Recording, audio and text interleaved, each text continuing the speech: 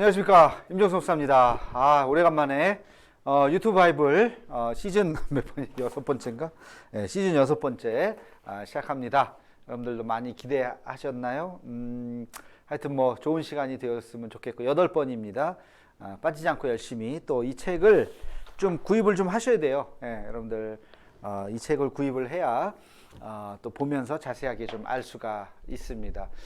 이번에는 제가 뭐 길게 찍지 않으려고 그래. 저도 바쁘기도 하고 바빠서 그런 것보다도 열심히 여러분 끝까지 좀 보시라고 하여튼 짧게 그러나 엑기스를 좀 담아서 좀 하도록 그렇게 하겠습니다. 마지막에 키워드 있는 거 아시죠? 여러분 키워드지 잘 써서 내주시면 되겠습니다. 자, 이제 시작하겠습니다. 지난번에 이어서 우리 차트 성경에 대한 책을 제가 지난 시간에는 이제 차트 구약을 했고요. 이번에는 차트 신약을 가지고 다 하지는 못하겠지만 우리가 꼭 필요한 내용들을 한번 정리해서 보려고 합니다. 이 책은 교재 60페이지에 있습니다. 60페이지에 보면 다음 장 한번 넘겨주실래요? 그러면 예수 그리스도의 계보가 나옵니다. 다음 페이지 예수 그리스도의 계보. 이게 마태복음하고 누가복음하고 잠깐 이번에 아주 독특하게 이렇게 했습니다. 한번 화면 전환을 해주시면요. 예수님의 계보가 복음서에 두 군데가 나오죠. 하나는 마태복음에서 나오고 또 하나는 누가복음에서 나옵니다. 뭐 성경 읽어보면 마태복음 1장 누가 누군 낳고 이거를 하향식이라고 하향식.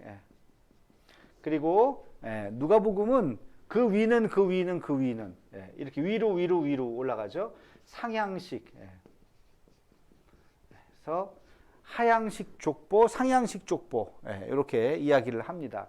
마태복음 누구부터 시작해요? 위에 아브라함부터 시작합니다. 믿음의 조상 아브라함부터 시작해서 예수 그리스도까지 내려오고요.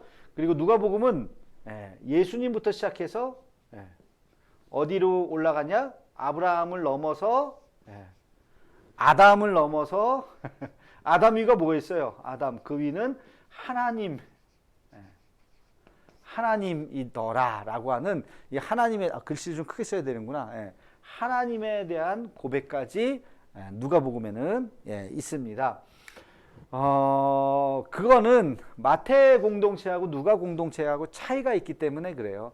마태 공동체는 흔히 유대 공동체라고 이야기를 합니다. 다시 말해서 유대인들이 있는 공동체예요. 그거를 마태복음 곳곳에서 보면 우리가 좀 알 수가 있는데요. 누가복음의 공동체, 다시 말해서 누가복음을 읽는 그 독자층, 그 누가 공동체는 이방인의 공동체라는 이야기가 신학자들이 그렇게 이야기를 합니다. 그래서 아브라함까지만 만약에 족보가 쓰여졌다 그러면 상처받지 않겠습니까? 이 이방인들이 나는 뭐야? 나는 아브라함의 조상이 아닌데. 그렇잖아요. 그 당시에 헬라인들이라든지 이런 사람들은 나는 아브라함의 조상이 아닌데 나는 뭐야? 그러니까 아브라함을 넘어서 그 위에까지 다 아담의 자손이죠. 우리도 아담의 자손이잖아요. 그렇죠? 아담까지 올라가면 다 포함이 되는 거예요. 그래서 그 위는 하나님의 자녀들이잖아요. 그러니까 굉장히 우산이 큰 우산인 거죠. 이 누가복음이 이제 그런 족보에 차이가 있다는 것을 여러분이 한번 염두에 두시고 그리고 한번 좀 보도록 하겠습니다. 자, 여기 한번 보시면요. 누가복음의 족보는 누가복음에는 아담부터 예수까지의 계보가 나와 있다. 그래서 아담, 그렇죠?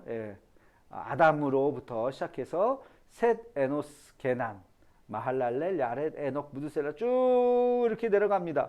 이 이름을 다 외우셔도 좋고 아브라함의 아버지가 데라예요. 그죠? 그래서 여기 여기서는 마태복음 족보인데요. 잘 보이시나요? 마태복음에는 이제 아브라함부터 예수님까지 이렇게 나오죠. 그래서 여기랑 한번 이렇게 좀 비교 좀 해주실래요? 그래서 똑같이 이제 아브라함,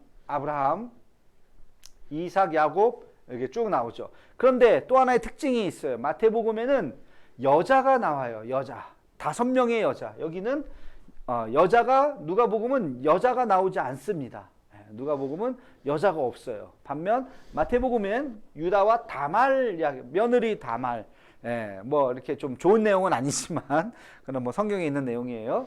그리고 살몬과 라합, 제가 얼마 전에도 설교 한번 했었는데 라합, 이방 기생 라합에 대한 이야기. 그다음 보아스와 룻도 모함 여인이었잖아요. 이방인이잖아요. 그렇죠?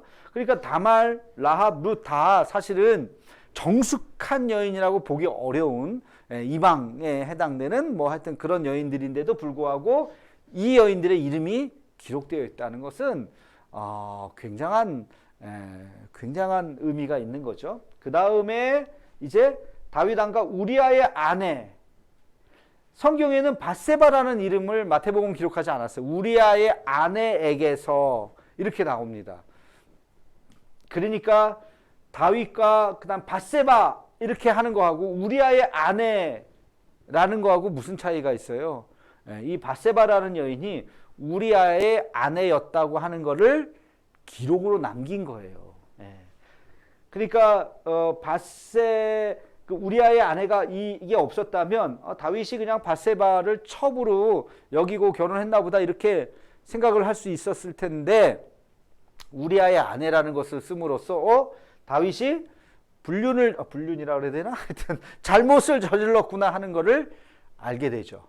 굉장히 이것은 성경에는 아주 그거를 기록을 한 거죠. 하여튼 그런 내용이 있습니다. 그 다음에 쭉 올라가시면 이제 다윗부터 시작해서 우리가 잘 아는 유대의 왕들이 이제 쭉 20명의 왕들이 쭉 나옵니다. 그리고 뭐 쭉 올리면 이제 뭐 히스기야부터 시작해서 쭉 내려서 마지막에 다시 쭉 뭐 사도 있고 쭉 있고요. 요셉이 나오죠. 그리고 마리아의 남편, 그리고 마리아의 남편, 이렇게 마리아라고 하는 여인의 이름도 나오고 예수님이 그 아빠 엄마의 이름이 이렇게 나오는 게 마태복음 족보고 누가복음을 한번 볼까요? 누가복음 여기에 훨씬 더 아까 여기보다 훨씬 더 자세한 사람들의 이야기가 나와요. 뭐 성경을 읽어보시면 아시겠지만 마태복음 이게 14대요. 14대로 끊기 위해서 조금 스킵을 한 그런 뭐랄까 편집의 의도를 우리가 볼 수가 있고 여기는 그렇지 않고 아주 이 사람들을 다 이렇게 다 적어놨어요. 그래서 이렇게 좀 비슷한 사람도 있고 뭐 그렇지 않은 사람들도 있고 뭐 그런 차이가 있습니다. 그래서 이건 뭐가 맞고 틀리다고가 아니라 이게 약간 표기에 또 부르는 것에 이렇게 사람들의 이름 뭐 이런 것들이 조금의 차이가 있기 때문에 동명이인이라고 뭐 그런 식으로 이해를 좀 하시면 되겠습니다. 그래서 예수같이 자 다시 한번 좀 화면 한번 보여주실래요? 그렇게 이제 누가복음하고 마태복음은 이제 그렇게 우리가 정리를 하면 좋겠다. 첫 번째 특징 뭐라 그랬어요? 족보의 특징을 한번 봅시다. 첫 번째는 어디서 기원이 뭐냐? 여기는 아브라함이고 아브라함 대 아담이라 그럴까요? 아담의 특징이고 두 번째는 여인의 이름이 있는 것과 없는 것의 차이는 있죠. 여인의 이름이 어디가 있어요? 마태복음에는 있고 누가복음에는 여인의 이름이 없다. 그리고 한 가지의 특징을 더 한다면 마태복음은 14대라고 하는 것을 강조하면서 그 숫자를 좀 맞추려고 하는 것이 의도성이 있다고 한다면 누가복음은 그렇지 않죠. 쭉 다 기록을 한 거죠. 전체를 다 그런 차이점이 뭐 있다 하는 것을 우리가 보면 알습니다. 이 책에 보면 자세하게 좀 기록을 좀 해놨습니다. 그 다음에 우리가 좀 한 가지를 좀 더 보겠습니다. 이것도 이제 신약에 관련된 표인데요. 예수님의 생애 사건들을 좀 보겠습니다. 마태, 마가, 누가, 요한복음을 비교해 가서 한번 이런 것들 되게 재미있고 또 필요합니다. 잘 보이는지 모르겠어요. 좀 잘 보여야 될 텐데. 자, 베들레헴의 탄생에 대한 이야기가 마태복음에 나옵니다. 누가복음에 나옵니다. 마가복음에는 나오지가 않아요. 요한복음에도 나오지가 않아요. 요한복음에는 그 탄생 스토리가 아예 빠집니다. 아예 빠지고 누가복음하고 마태복음하고, 그래서 성탄절에 인용하는 그 이야기는 항상 마태복음하고 누가복음이에요. 동방박사 얘기는 어디에 나올까요? 여기 나중에 나오나 여기? 동방박사 이야기는 마태복음에 나옵니다. 누가복음, 마가복음엔 안 나오고요. 누가복음에는 동방박사가 아니라 목자들에 대한 이야기가 나오죠. 목자들. 그러니까 그 목자들이 이제 별을 보는 그런 이야기가 나오죠. 요한복음에도 이 얘기가 나오지 않습니다. 여러분 그 정도 하나 차이를 보시면 되고요. 세례 받은 것은 다 나오죠. 3장, 마가복음 1장, 누가복음 3장, 요한복음 1장에 보면 그 세례 이야기가 3일, 3일 장 정도 외우시면 좋겠고, 첫 번째 기적을 행하셨다. 여러분 예수님의 첫 번째 기적, 우리가 잘 아는 가나의 혼인잔치, 물이 포도주로 바뀌는 그 기적이죠. 그러니까 역시 여기는 안 나오고 요한복음에 나옵니다. 요한복음에 처음으로. 자, 그 다음 제자들을 부르시는 것. 제자들을 부르신 거 굉장히 중요하죠. 제자들을 부르시는 것은 다 나오죠. 4장, 그 다음에 마가복음 1장과 3장, 그리고 누가복음 5장, 6장, 그 다음에 요한복음 1장에 보면 제자들 이야기가 나오고, 제자들에 대한 그 이름이 또 마태복음하고 누가복음하고 나오죠. 그 다음에 병을 고치시고 죄를 사하셨다. 병자를 고치신 이야기, 이거 뭐 당연히 공관복음에 다 나오고, 요한복음에는 병자를 고치시는 이야기가 빠집니다. 그래서 요한복음에 좀 특수한 이야기고요. 그 다음에 뭐 산상순 이야기, 마태복음에는 말 그대로 산에 오르사 그렇게 돼 있고, 누가복음에는 언덕에 그냥 평지 설교라 그래요. 평지에서 설교하셨던 내용이 이렇게 나옵니다. 그래서 설교에 여기 보면 5장, 6장, 7장, 8장 1절까지 길게 나오죠. 여기는 6장에 걸쳐서 좀 요약이 좀 돼 있고요. 그리고 마가복음에는 이런 예수님의 어떤 어록이라 그래야 될까요? 말씀에 대한 부분이 대부분 빠집니다. 그럼 마가복음에는 사건 중심으로 기록이 되어 있어요. 그래서 이거 비교해 보면 알아요. 여러분들이 나중에 책을 가지고 한번 이렇게 성경책을 한번 뒤적뒤적 하시면서 한번 비교해 보시면 굉장히 재밌습니다. 그 다음에 폭풍을 잠잠케 하시는, 풍랑잔잔케 하시는 게 이거 많이 외웠어요. 풍랑잔잔 848, 848, 848 풍랑이 막 이렇게 일어나니까 마태복음 8장, 마가복음 4장, 누가복음 8장, 그리고 요한복음에는 그런 풍랑을 잔잔케 하는 어떤 그런 좀 기적의 역사 같은 것들이 이렇게 많이 나오지가 않습니다. 그 다음 오병이어의 기적, 5천 명을 먹이시는 이 오병이어의 기적은 다 나와요. 사복음서에 다 나오는 기적입니다. 14, 6, 9, 6. 요거 맨날 우리 시험에 많이 나왔어요. 이것도 여러분 입시 시험에 많이 나왔습니다. 14, 6, 9, 14장, 6장, 9장, 6장. 이게 보면 요한복음에 주로 이렇게 빠져 있는데 이거는 많이 나오는 장 중에 하나입니다. 그 다음 무리를 걸으시는 거, 이것도 14, 6, 여기는 없어요. 6. 그래서 이 같은 스토리가 나오는데 누가복음에는 이게 무리를 걸으신 이야기가 빠져요. 왜 빠졌냐 모르겠어요. 뭐 왜 빠졌는지. 하여튼 뭐 다 나오는 거 이렇게 많지 않아요. 좀 보면, 그죠? 군데군데 이렇게 비어 있는 이야기들이 많이 있습니다. 영광스러운 모습으로 변화돼. 우리가 흔히 변화산 사건이라고 이야기하는 거, 17장에 나오고 9장에 나오고 9장에 나오고 1799 변화산 1799 이렇게. 그리고 변화산 스토리가 요한복음에는 또 빠져 있습니다.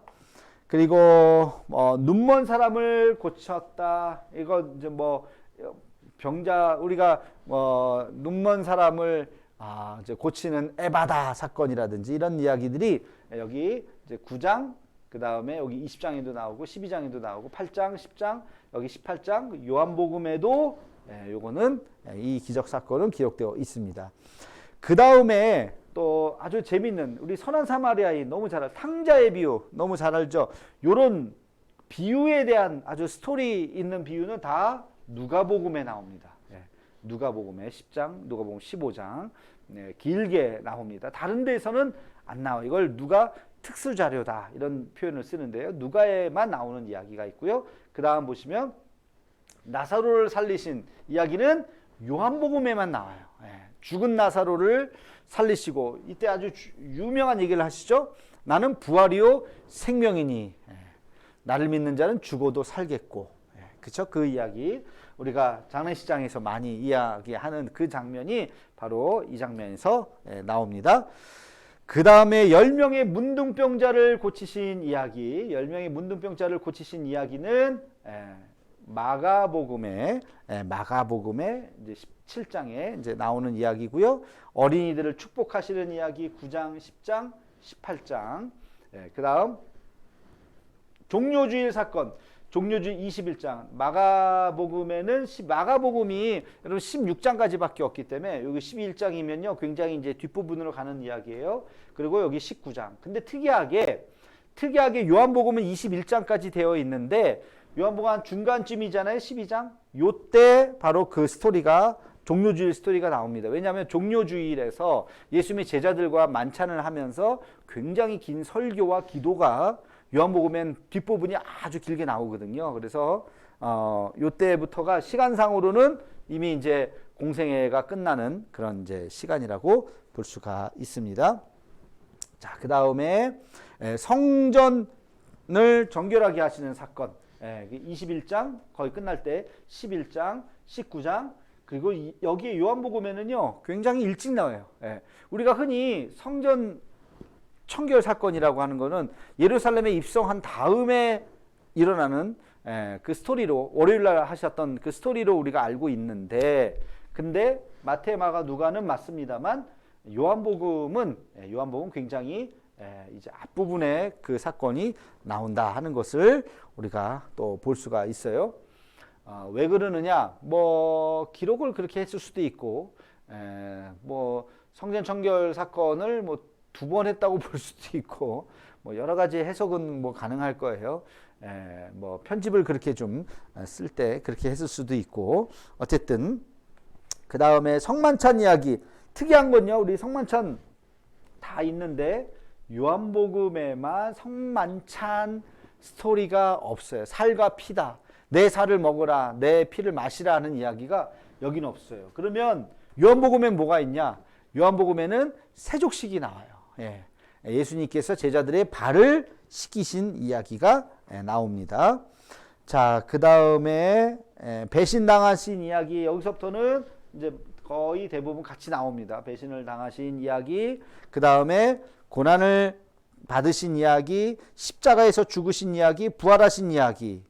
그리고 쭉 한번 보세요. 부활하신 이야기도 여기 요한복음까지 다 같이 이렇게 다 나옵니다. 그러니까 예수님의 마지막 그 고난 당하고 십자가 달리시고 부활하신 그 스토리가 핵심인데 그거는 사복음서에 다 나오고요.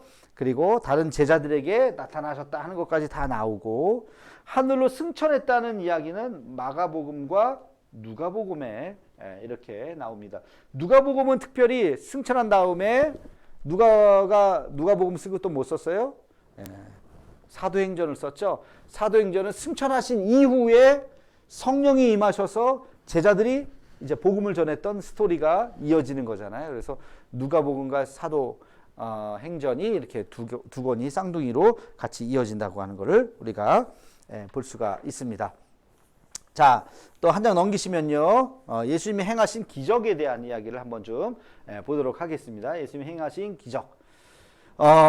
기적은 굉장히 특이한 게 하나 있어요. 여기 한번 좀 이렇게 좀 좁게 한번 좀 보여주실래요? 좁게 보세요. 요한복음에는 다 기록이 없어요.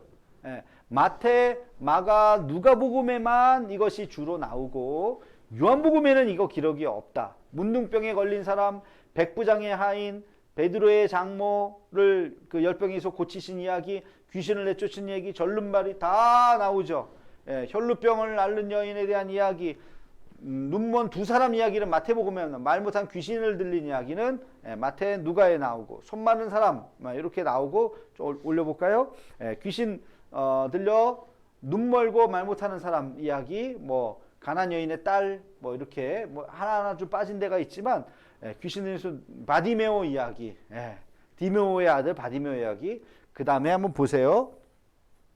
어디까지냐면 쭉 보면 뭐 귀 먹고 말 더듬는 사람, 회당에 들린 귀신, 뭐 벳세다의 눈먼 사람, 절름발이 여인까지 쭉, 쭉 여기가 누가복음에 특수한 이야기가 많이 나오죠. 여기 뭐 절름발이 여인, 수종병 든 사람, 문둥이 10명의 문둥병자를 고쳤는데 이 이야기의 핵심이 뭐예요? 왜 감사하는 사람이 없느냐? 그렇죠? 감사하는 사람이 한 명밖에 없었죠. 그 이야기. 대제사장의 하인에 대한 이야기 보면 이게 아주 특수 자료고, 자, 그 다음에 보면요, 요한복음에는 여기 보세요. 한번 보시면 세 개의 장에 4장, 5장, 9장이 나와요. 이 세 가지 스토리가 뭐냐? 이게 왕의 신하를 고친 사건, 그 다음에 벳세메다 연못의 병자를 고친 사건, 날 때부터 맹인된 사람을 고친 사건, 이 세 가지 스토리가 요한복음에만 또 나오는 이야기입니다. 그래서 예수님이 행하신 기적들이 주로 공간복음서에 몰려 있다 하는 것을 우리가 좀 눈여겨보면 되시겠어요. 뭐 왜 그러냐? 왜 그런지는 뭐 아까도 얘기했지만 그렇게 기록을 했어요. 그래서 요한복음은 조금 제 사복음서라고 좀 굉장히 좀 후대에 쓰기도 했고 조금 다른 관점에서 쓴 거기 때문에 시간상도 조금 공간복음하고 좀 다릅니다. 뭐 그런 차이를 좀 아시면 되겠습니다. 자연을 다스리는 힘, 자연에 대해서 막 기적을 행하신 거예요. 폭풍을 잠잠케 하고 5,000명을 먹이시고 무리를 걸으시고 4,000명 기적이 또 있죠. 물고기 속에 동전이 있어갖고 그거를 또 무화과 나무 잎이 마르느냐, 물고기를 많이 잡고 뭐 이런 이야기들이 역시 보면요 요한복음에는 별로 없어요. 그리고 이것도 누가복음에 없는데 마태복음에 굉장히 많이 나오죠. 마태, 마가에 굉장히 많이 나오고 누가복음, 요한복음에는 그렇게 많이 나오지 않는다. 아까 14, 96 뭐라 그랬어요? 이거 두 번째 오병이어의 기적만 이게 사복음서에 다 기록이 되어 있고 나머지는 그렇게 많지가 않죠. 물이 포도주로 변한 사건, 그리고 이제 물고기를 굉장히 많이 잡은 사건, 이런 것들이 이제 요한복음에 이제 기록되어 있습니다. 죽은 자를 살리신 이야기가 나와요. 세 가지의 이야기. 야이로의 딸을 살리고 과부의 아들을 살리고 죽은 나사로를 살리는 이야기. 죽은 나사로는 요한복음에만 나오죠. 그리고 야이로의 딸을 살린 공간복음에 다 나오고 과부의 아들을 살린 것은 마가복음에 이렇게 나옵니다. 그래서 이런 예수님께서 죽은 자를 살리시는 사건도 있다. 마지막으로 하나만 더 볼까요? 예수님의 비유에 대한 이야기입니다. 좀 넓게 한번, 좋게 한번 좀 봐줘 보세요. 쭉 보면요, 예수님의 비유가 굉장히 많습니다. 이거 얼마큼 하나, 둘, 셋, 넷, 다 이거 한 30개 더 되죠. 쭉 이거는 뭐 제가 하나하나 뭐 이렇게 해드리진 않겠습니다. 언젠가 한번 설교를 했었던 것 같기도 하고, 예수님의 비유에 대한 시리즈, 그 중에서 뭐 다 하지는 못하지만 쭉 보면요, 이 앞부분에는 이제 마태복음 비유장이 쫙 나오죠. 특히 특이한 거는 마태복음 13장이 비유장이에요. 여기서부터 여기까지가 다 13장에 나오는 비유에 대한 이야기예요. 마가복음은 말씀 자체가 굉장히 적어요. 그렇죠? 누가복음은 그래도 꽤 있고, 그리고 누가복음 한번 밑으로 한번 보세요. 밑으로 가면 굉장히 많습니다. 이 뒤쪽엔 다 이게 보세요.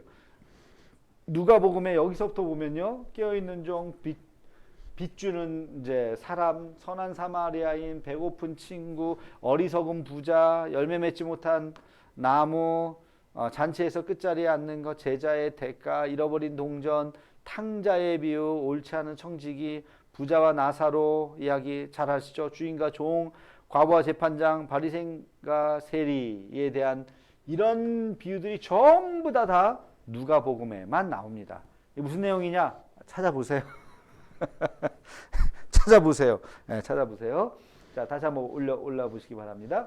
이렇게 요 앞부분에는 그래서 여러분들 요 비유 하나하나를 한번 좀 찾고 좀 그 한번 잘 외우는 게 아니라 잘 읽어보시면 좋겠습니다.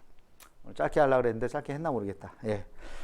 오늘 첫날 뭐 이렇게 좀 하고요. 그 다음에 좀 정신 없죠. 저도 이게 지금 왔다 갔다 하니까 좀 정신은 없는데 하여튼 자, 오늘의 키워드 여기 한번 보실래요? 오늘의 키워드는 이걸로 하겠습니다. 오늘의 키워드는 그 사복음서에 모두 나오는 기적 사건을 쓰는 거예요. 사복음서에 모두 나오는 기적. 땡땡땡땡땡 기적. 기적이 사건. 땡땡땡땡 사건. 이거 너무 쉽죠? 첫 자만 가르쳐 드릴까? 첫 자만. 오. 이래도 못하면 진짜 안 돼. 첫 자는 오 땡땡땡 사건. 사복음서에 모두 나오는 아까 제가 14, 6, 9, 6이라고 얘기했어요. 14장, 6장, 9장, 6장. 뭔 말인지 알죠? 마태, 마가, 누가, 요금에 나오는 이것을 오늘의 첫째 날 키워드로 하겠습니다. 오늘 여기까지 하겠습니다. 여러분 고생하셨습니다. 다음 주에 또 뵙겠습니다. 안녕히 계세요.